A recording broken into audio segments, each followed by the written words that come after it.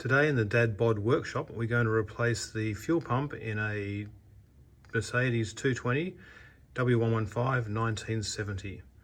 First things we need to do is to clamp the fuel hoses. There's a pumps down in here. Clamp the fuel hoses for the inlet and the outlet of the pump, and then we'll disconnect those hoses to get to the pump. Let's get started.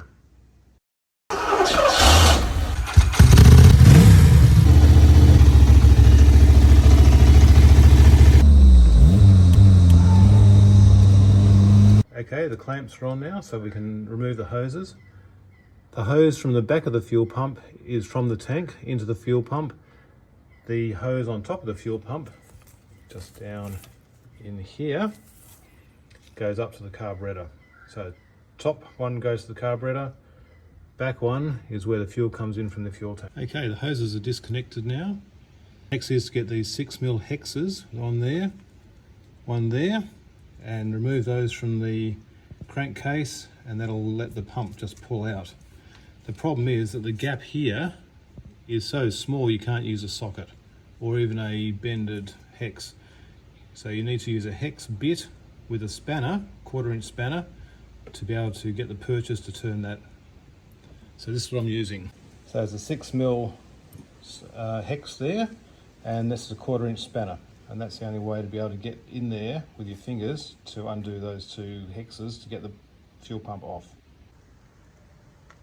I've got a nice bucket underneath the car so that if there's any leaking out of the fuel pump, it'll just go into the bucket rather than spread fuel everywhere. Just taking the last bolt out now. Just note that this bolt here is attached to the oil stick. So there's a bracket which the oil stick is using to get this one out. There's also a washer there.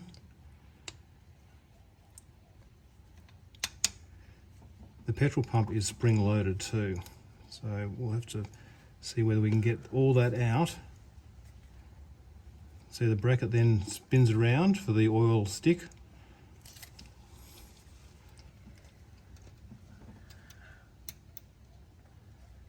So that's the washer and the 6mm hex coming out.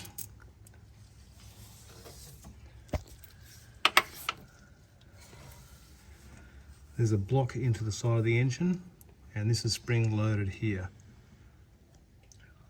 And this is the old pump coming out. Just like that. So compared to the new pump,